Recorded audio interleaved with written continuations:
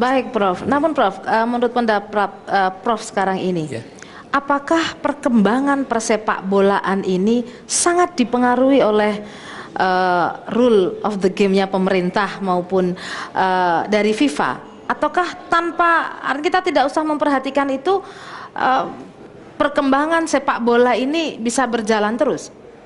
Jadi kalau terkait dengan tadi dikatakan Prof ada masuk relung-relung yang lain, betul. Betul. Karena sudah menjadi instrumen, ternyata tidak bisa berdiri sendiri. Terkait dengan instrumen yang lain juga, baik itu sosial, bisa juga barangkali politik, bisa juga dengan yang lain. Oleh karena itu, kondisi bangsa itu sangat mempengaruhi perkembangan olahraga di negara tersebut. Contoh, Amerika pernah kondisi olahraganya jelek, karena kesegaran jasmaninya setelah diteliti itu rendah dengan Eropa. Akhirnya membuat peraturan, melalui undang-undang, melalui parlemen, membuat undang olahraga bagaimana meningkatkan kesegaran jasmani itu. Jadi termasuk sepak bola itu juga demikian, menyangkut aspek-aspek yang lain. Perlu ada kebijakan-kebijakan politik bagaimana agar sepak bola itu bisa berjalan dengan baik. Baik, luar biasa. Jadi kebijakan-kebijakan politik sangat mempengaruhi perkembangan dunia olahraga. Saya langsung ke Mas Sabto nih, karena beliau sekretaris manajer Persis nih. Nah, dia yang terkena imbasnya langsung terkait dengan kebijakan-kebijakan yang dibuat oleh pemerintah pusat, daerah, dan lain sebagainya. Kira-kira dengan konflik PSSI ini dengan Kemenpora, berimbas secara langsung nggak pada Persis di Solo?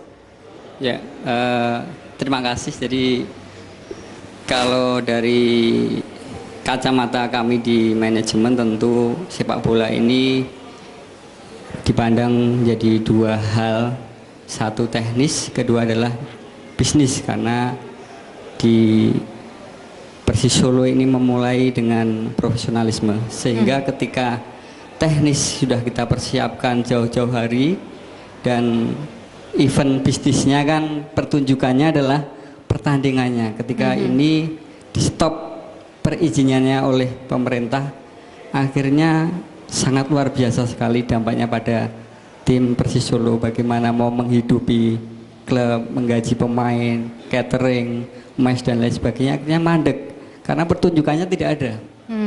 Orang juga tidak akan nonton karena tidak ada pertunjukan. Ini yang tentu perlu dipikirkan bersama, bagaimana ini harus dibuka kembali keran pertunjukan ini biar masyarakat bisa melihat bagaimana persiapan kita, bagaimana pertunjukan kita, bagaimana kompetisi kita.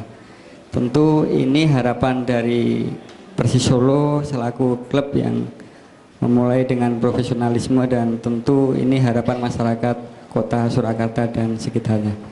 Baik, sampai saat ini prestasi Persis Solo sampai sejauh mana ini? Persis Solo kemarin terakhir di divisi utama masuk di 8 besar nasional, sehingga harapan tahun ini adalah kita promosi di ISL, tentu jenjang tertinggi di kasta sepak bola nasional. Tahun inilah sebagaimana harapan masyarakat Kota Solo, tahun ini kita benar-benar ingin mewujudkan bahwa Persis siap untuk di kasta tertinggi sepak bola nasional, harapannya seperti iya, itu. Persis Solo sudah siap masuk pada kasta tertinggi persepak bolaan nasional, tapi terganjal oleh regulasi atau persoalan-persoalan antara konflik PSSI dengan Kemenpora.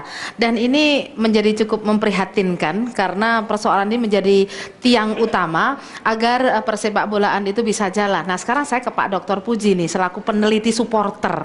Nah, ini peneliti supporter ini penting karena bagaimana supporter itu kadang-kadang membuat sesuatu itu menjadi menarik karena emang supporternya datang banyak berduyun-duyun. Nah, kondisi seperti ini bagaimana kira-kira supporter ini di manage seperti apa? Bisakah memunculkan kekuatan supporter ini untuk merubah atau katakanlah membuka mata semua pihak bahwa persepak bolaan ini perlu didukung oleh regulasi yang matang dan sebaiknya konflik itu dilimitasi, tapi usulnya dari supporter gitu loh.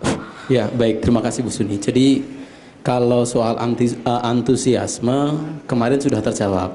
Pas laga uji coba antara Persis melawan Arema itu ribuan, pemasukan tiketnya hampir 300 juta ya Pak Sabto.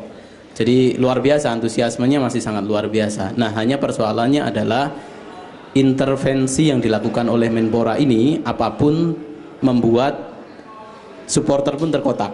Supporter yang mendukung PSSI itu tetap juga ada, supporter yang mendukung Menpora juga ada, supporter yang seolah-olah berusaha objektif tidak berada di dua-duanya juga ada. Tetapi persoalannya adalah apakah intervensi ini benar apa tidak, kan pengadilan yang memutuskan nantinya. Pengadilan memutuskan benar apa tidak. Nah, cuman terkotak-kotak ini menjadi tidak asik. Menjadi tidak asik. Kalau misalnya nanti, ya taruhlah nanti PSSI benar di-ban, atau kemudian Menpora benar, akhirnya langkah pembekuan itu diiyakan, cuma kan Menpora akan mentok karena sampaikan Prof. Jamal tadi ada kekuatan lebih besar dari yang menaungi olahraga khususnya sepak bola adalah FIFA. FIFA ini sangat anti terhadap intervensi dari pemerintah. Pengalaman di beberapa negara yang lain itu ketika ada intervensi langsung kemudian FIFA memban. Nah, konsekuensinya memban ya tidak ada pertunjukan. Kalau toh kemudian Menpora akan mengadakan piala kemerdekaan, coba dilihat saja perlengkapan pertandingan itu yang punya Menpora atau PSSI. Misalnya wasit. Terus kemudian yang lain-lainnya lah, wasit, terus juga pemain-pemain dan seterusnya. Ini juga akan kesulitan. Nah, makanya ya tidak asik sekali lagi bagi supporter kalau toh kemudian ini kemudian benar-benar di-ban. Terus yang kedua, kalau misalnya betul bahwa kemudian yang benar ini PSSI, ini juga artinya memang persoalan bahwa dugaan-dugaan yang kemudian pernah digosipkan ada di PSSI ini juga harus diselesaikan. Soal mafia pertandingan yang itu tidak terlihat tapi mungkin bisa dirasakan. Bagaimana Pak Sabto yang mengelola pemain itu seperti apa itu tidak terlihat, tetapi bagi supporter itu bisa merasakan. Supporter sampai urunan untuk kemudian membelikan makan pemain itu hal yang wajar, tidak hanya terjadi di Solo, di beberapa klub yang lain itu juga terjadi, tapi itu fakta. Jadi bisa dirasakan soal mafia itu. Nah, hanya kemudian yang harus diingat adalah kalaupun toh kemudian langkah ini terus begini, ini kan pertama tidak asik, kedua juga sebenarnya kalau amanat undang-undang olahraga itu, sistem olahraga nasional itu sebenarnya memang undang-undang itu sangat tidak menginginkan adanya intervensi pemerintah. Artinya olahraga itu adalah dikerjakan oleh sektor swasta. Olahraga itu adalah milik masyarakat.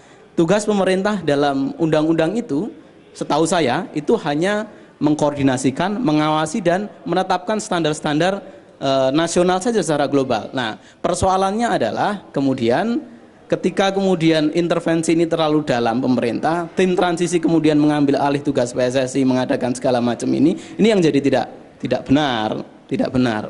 Nah, tinggal yang terakhir ini adalah soal ego. Nah, ini persoalan. Nah, masalahnya sekarang ini rame-rame ingin tampil di publik. Yang tadi disampaikan Prof. Jamal bahwa sepak bola khususnya itu menjadi komoditas untuk menaikkan citra, komoditas untuk mungkin menaikkan popularitas, komoditas untuk dibilang hebat dan seterusnya. Nah, komoditas untuk kemudian memberantas mafia yang sekarang isu-isu ini kemudian didengung-dengungkan. Nah, tetapi di sisi lain adalah ketika ini menjadi komoditas, tentu kita tidak rela.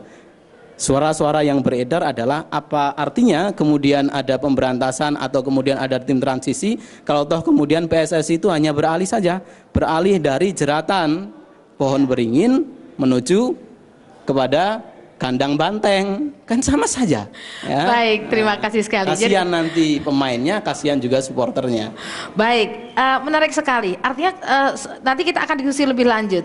Supporter ini sebenarnya mempunyai powerful, menurut saya sih, power yang cukup besar untuk menyelesaikan persoalan-persoalan dengan kekuatannya yang luar biasa ini, persoalan yang saat ini dihadapi oleh PSSI maupun Kemenpora. Namun sebelum kita lanjutkan persoalan ini, nanti juga saya akan berbincang dengan Dikpora. Kita sering mendengar mensana in corpore sano itu tadi ya Pak ya.